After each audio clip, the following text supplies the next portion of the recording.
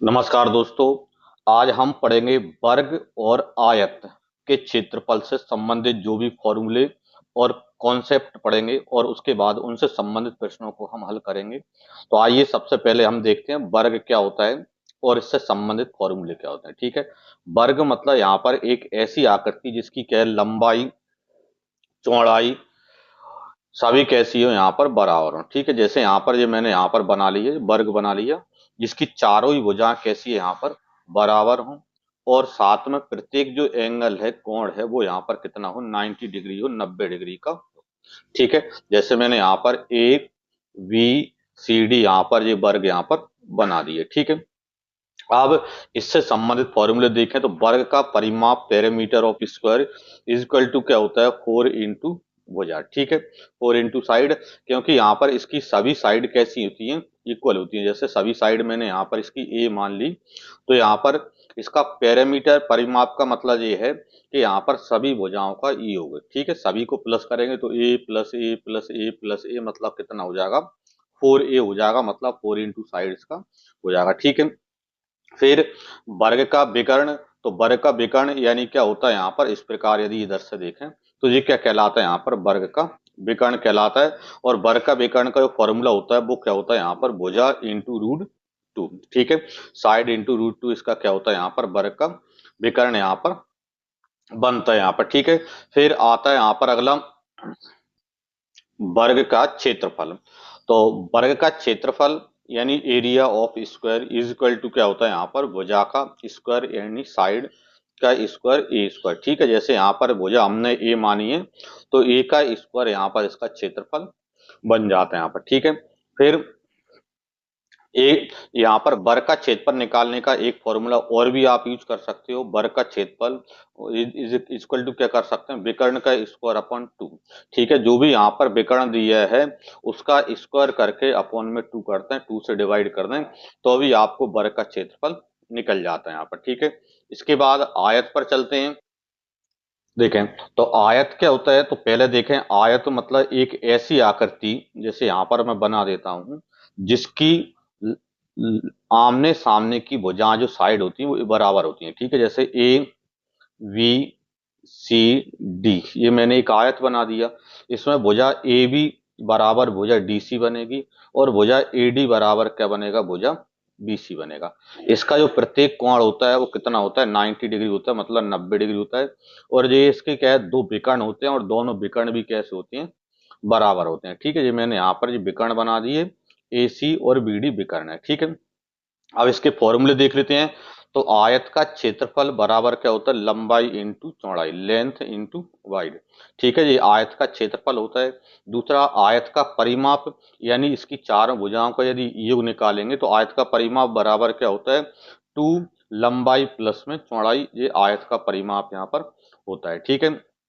और आयत का यदि हमको विकर्ण चाहिए, आयत का विकर्ण चाहिए, तो आयत का जो विकर्ण बराबर होता है वो होता है अंडर रूट में यहाँ पर लंबाई का स्क्वायर प्लस चौड़ाई का स्क्वायर, मतलब ए स्क्वायर प्लस बी स्क्वायर। ठीक है। जैसे इसकी लंबाई में यहाँ पर ए मान लूं, चौड़ाई को बी मान लूं, तो इसका जो विकर्ण बनेगा आयत का वो क्या होता है, अंडर रूट में ए स्क्वायर प्लस बी स्क्वायर, इसका विकर्ण यहाँ पर बन जाता है। इसमें एक फॉर्मूला और हम एलजेब्रा का याद रखना आप, ए प्लस बी का होल स्क्वायर इक्वल टू, यहाँ पर इसमें होता है अपना क्या है, a square plus b square plus में टू ए बी, ये हम सभी जानते हैं।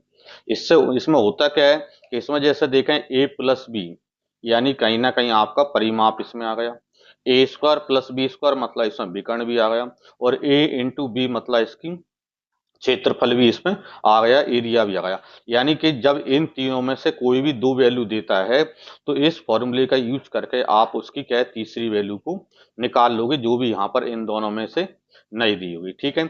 इसके बाद हम यहाँ पर अपने क्वेश्चनों पे चलते हैं।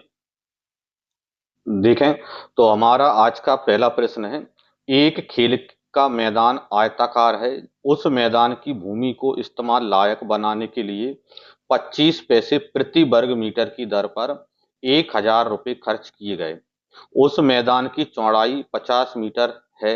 यदि उस मैदान की लंबाई 20 मीटर बढ़ा दी जाए तो प्रति वर्ग मीटर की उसी दर पर कुल कितने रुपए खर्च होंगे। ठीक है, तो पहले यहाँ पर इसको समझें। यहाँ पर जैसे क्या है, एक आयताकार मैदान है, तो जो मैंने एक आयताकार यहाँ पर क्या मैदान बना लिया। ठीक है, यहाँ पर जैसे क्या आयताकार मैदान है आपका ABCD।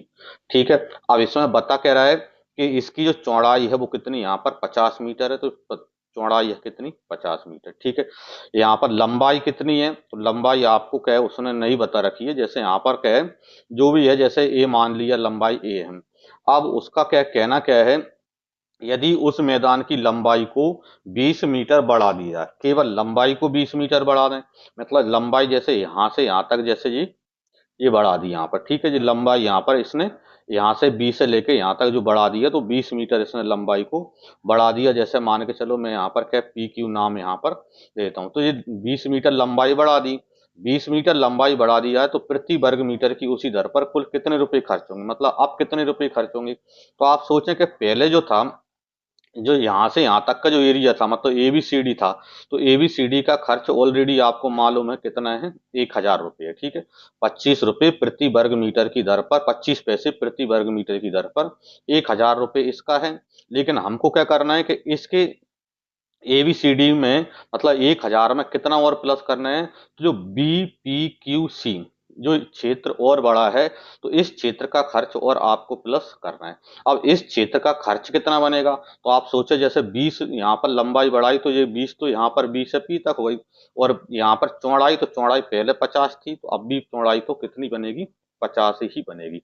ठीक है, यानी अब आपको सीधा सा ये है कि जो एरिया यहाँ पर जो बनेगा 20 इंटू 50 का जो एरिया बनेगा, इसका जो खर्च और आपको यहाँ पर इसमें जोड़ना है। ठीक है, तो यहाँ पर पहले आप जो देख लें कि क्षेत्रफल में वृद्धि कितनी हुई, क्षेत्रफल में वृद्धि कितनी हुई वो यहाँ पर आप निकालें। ठीक है, तो क्षेत्रफल में वृद्धि तो 20 इंटू 50, लंबाई इंटू चौड़ाई।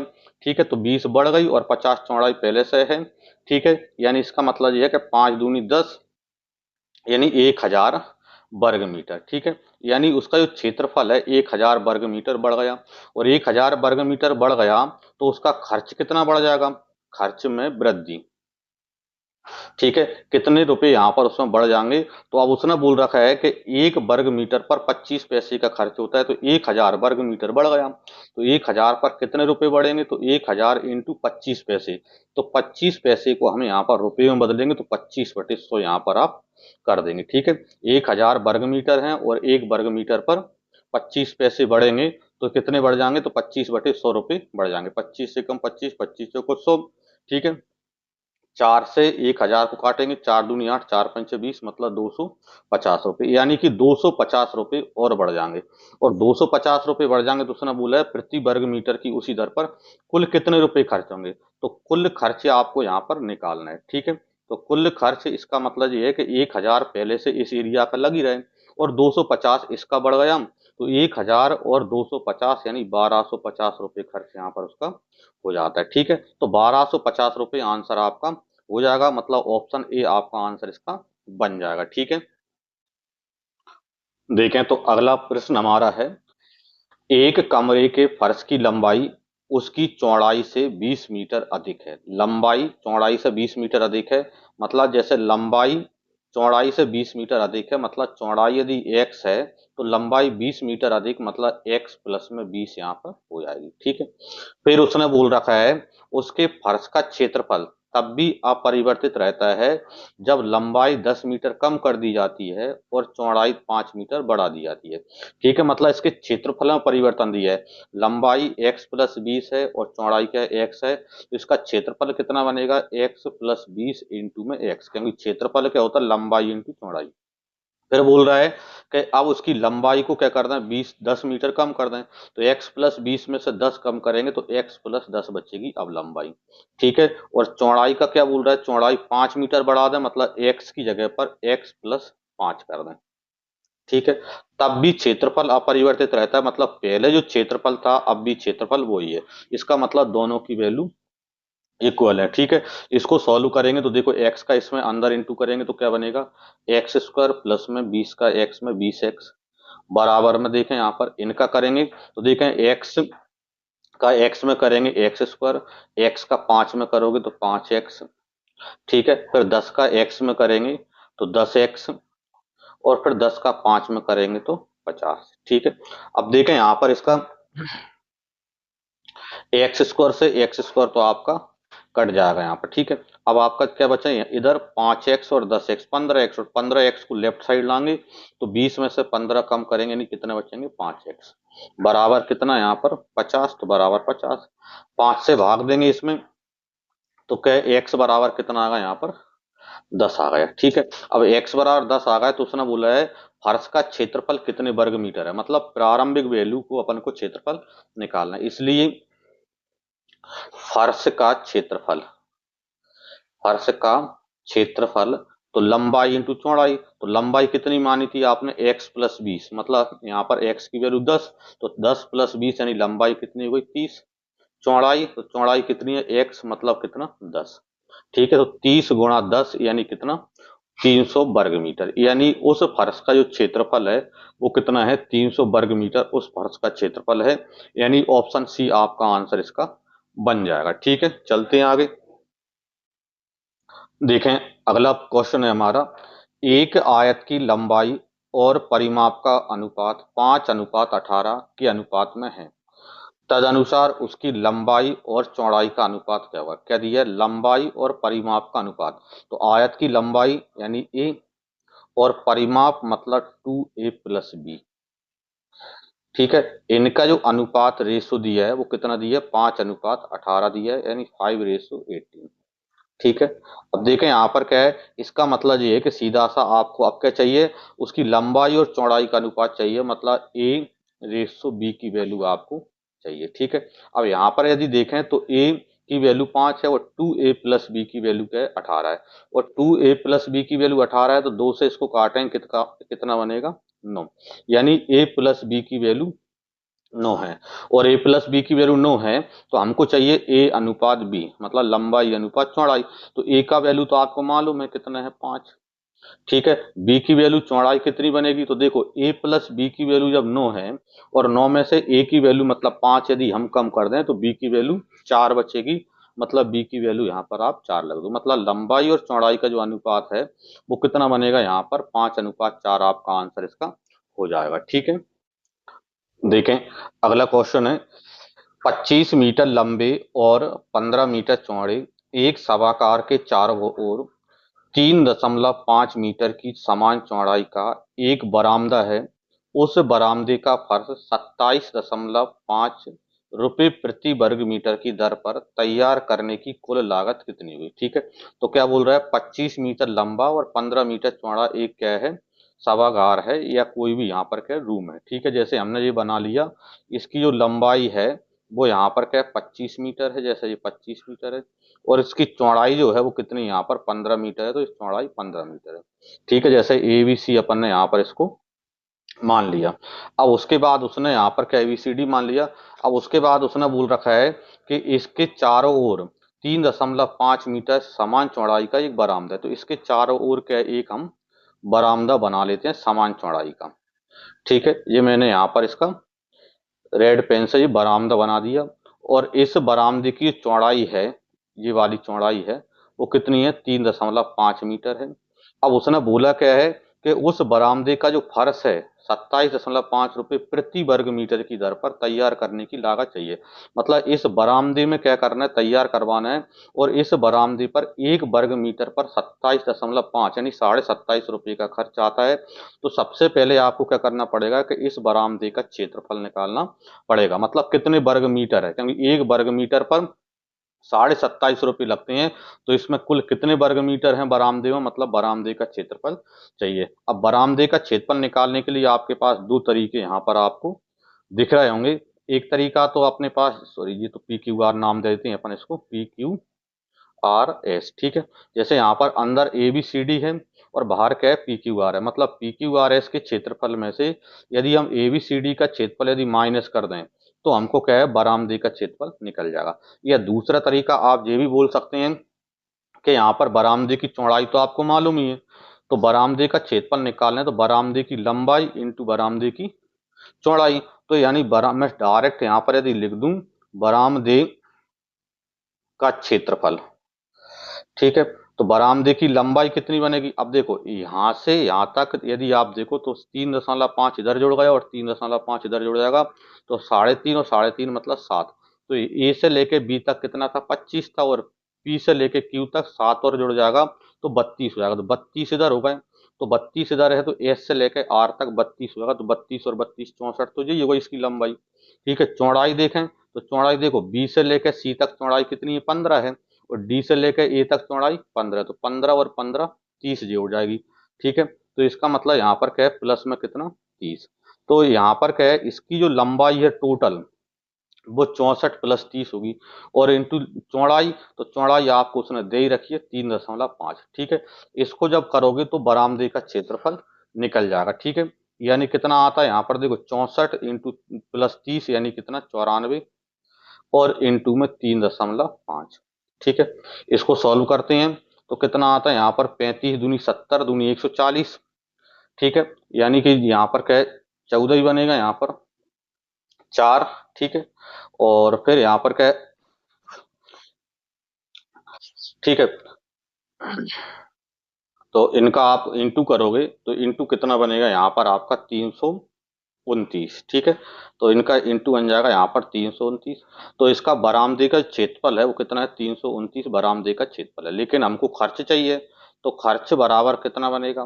खर्च चूंकि यहाँ पर क्या है? 329 वर्ग मीटर है, और 1 वर्ग मीटर पर 27.5 रुपये लगता है, यानी 27.5 लगता है, तो 27.5 का गुणा कर दें इसमें। ठीक है, तो कितना बनेगा यहाँ पर? इसमें बनेगा यहाँ पर 9,047.5। ठीक है, तो उस पर यहाँ पर जो कुल खर्च बनेगा 9,047.5 रुपये उसका कुल खर्च बनेगा, मतलब ऑप्शन सी आपका आंसर इसका हो जाएगा। ठीक है, आगे बढ़ाते हैं। देखें अगला प्रश्न है हमारा, एक आयत की लंबाई तथा ऊंचाई 5:3 के अनुपात में है। यदि उस आयत की प्रत्येक भुजा में 4 सेंटीमीटर की वृद्धि कर दी जाए और उससे लंबाई तथा चौड़ाई का अनुपात 8:5 हो जाए, तो उस आयत के क्षेत्रफल में कितने वर्ग सेंटीमीटर का परिवर्तन होगा? ठीक है, तो देखें पहले जैसे लंबाई और ऊंचाई मतलब चौड़ाई है, तो 5:3 में है, तो 5:3 में, तो हमने मान लिया उसकी लंबाई यहाँ पर 5x है, और चौड़ाई कितनी यहाँ पर? 3x है। अब उसमें बोल रहा है कि प्रत्येक भुजा में 4 सेंटीमीटर की वृद्धि कर दें, मतलब लंबाई में भी 4 प्लस कर दें और चौड़ाई में भी कितना कर दें? 4 प्लस कर दें, तो उनका जो अनुपात है वो 8:5 हो जाता है, मतलब बराबर में 8:5। ठीक है, तो पहले इसको सॉल्व करके x की वैल्यू हम प्राप्त कर लें। ठीक है, इसका इधर इंटू करते हैं, क्या आता है यहाँ पर? 5 5 25x प्लस 5 चौको 20। 8 का इधर करेंगे यहाँ पर, तो 8 3 24 प्लस 24x प्लस 8 चौको 32। ठीक है, 24x को उधर लाते हैं तो 1x बचेगा, 20 को उधर ले जाते हैं तो 32 में से 20 यानी 12। ठीक है, x बराबर 12 आ गया, तो इसका मतलब ये है कि अभी उसकी जो लंबाई है, प्रारंभिक लंबाई है, वो कितनी है? 5x है, तो 12 पंचे 60 सेंटीमीटर। चौड़ाई कितनी है? 3x है, मतलब 12 3 36 सेंटीमीटर। ठीक है, अब उसके बाद यहाँ पर क्या है होना? अब इसका क्षेत्रफल कितना बनेगा? तो क्षेत्रफल निकालेंगे तो क्षेत्रफल लंबाई इंटू चौड़ाई, तो लंबाई कितनी यहाँ पर? 60, और चौड़ाई कितनी? 36। ठीक है, तो 60 इंटू 36, 36 छक्के 216, मतलब 2160 वर्ग सेंटीमीटर उसका पहले क्षेत्रफल था। ठीक है, और अब क्षेत्रफल कितना बनेगा? तो अब जो क्षेत्रफल है, क्योंकि उसने पूछा क्षेत्रफल में परिवर्तन, तो पहले क्षेत्रफल चाहिए और अब क्षेत्रफल चाहिए, तो अब क्षेत्रफल कितना बनेगा? तो अब लंबाई कितनी है? तो 4 बढ़ गई, मतलब कितनी हो गई? 64 हो गई। चौड़ाई कितनी है? पहले 36 थी, अब 4 बढ़ गई, मतलब कितनी हो गई? 40 हो गई। ठीक है, यानी इनका इंटू करते हैं तो 0 4 चौको 16, एक 6 चौको 24 और एक 25। ठीक है, यानी 2560। तो पहले क्षेत्रफल कितना था? 2160 था, अब क्षेत्रफल कितना है? 2560 हो गया। तो कितना परिवर्तन हुआ वो यहाँ पर आप देख लो। ठीक है, यानी 2560 में से 2160 आप यहाँ पर माइनस कर दें। ठीक है, तो कितना बचेगा यहाँ पर आपका? 400 वर्ग सेंटीमीटर, यानी उसके क्षेत्रफल में 400 वर्ग सेंटीमीटर की वृद्धि हो जाएगी। यही हमको उसमें मालूम करना था। ठीक है, आगे चलते हैं। देखें अगला क्वेश्चन है हमारा, एक आयताकार प्लॉट का परिमाप 48 मीटर है और क्षेत्रफल 108 वर्ग मीटर है। प्लॉट का के आयाम, आयाम मतलब लंबाई और चौड़ाई पता करना है। तो परिमाप 48 है, तो परिमाप मतलब 2a+b, ए मतलब लंबाई, बी मतलब चौड़ाई, बराबर कितना दिया 48, तो बराबर 48। ठीक है, 2 से यहाँ पर भाग चला जाएगा, कितना हो जाएगा यहाँ पर 24, यानी a+b बराबर कितना 24। ठीक है, अब फिर बोल रहा है कि इसका क्षेत्रफल 108 है, तो क्षेत्रफल मतलब लंबाई इंटू चौड़ाई मतलब a इंटू बी बराबर कितना यहाँ पर 108, तो बराबर 108। ठीक है, अब आपको चाहिए क्या, तो आपके पास a+b की वैल्यू है और आपके पास a इंटू बी की वैल्यू है। आपको a और b की वैल्यू चाहिए, तो आप यहाँ से डायरेक्ट पता कर सकते हैं। ऐसी दो संख्या जिनका इंटू करते हैं तो 108 आता है, और उनका प्लस करने पर कितना आता है यहाँ पर 24 आता है। तो ऐसी दो संख्या ढूंढें जिनका इंटू करने पर 108 मिलता है और गुणा करने पर 108 मिलता है और प्लस करने पर 24 यहाँ पर मिलता है। तो ऐसे दो नंबर यदि हम देखें तो क्या है 18 × 6, 18×6 = 108, और 18 और 6 को प्लस करते हैं तो कितना आता है 24 आता है। यानी इसका मतलब ये है कि उसकी लंबाई ए मतलब कितना है 18 मीटर है, और चौड़ाई बी मतलब यहाँ पर कितना है 6 मीटर है। तो 18 मीटर और 6 मीटर आपका आंसर इसका हो जाएगा। आयाम मतलब उसकी लंबाई और चौड़ाई आपको पता करना है, मतलब ए, ऑप्शन ए आपका आंसर इसका हो जाता है। ठीक है, इस प्रकार आयत और वर्ग का पार्ट फर्स्ट ये कंप्लीट हो जाता है। यदि वीडियो पसंद आई हो तो इसे लाइक करें, शेयर करें, और यदि चैनल को सब्सक्राइब नहीं किया हो तो चैनल को सब्सक्राइब जरूर कर लें। जय सिया राम।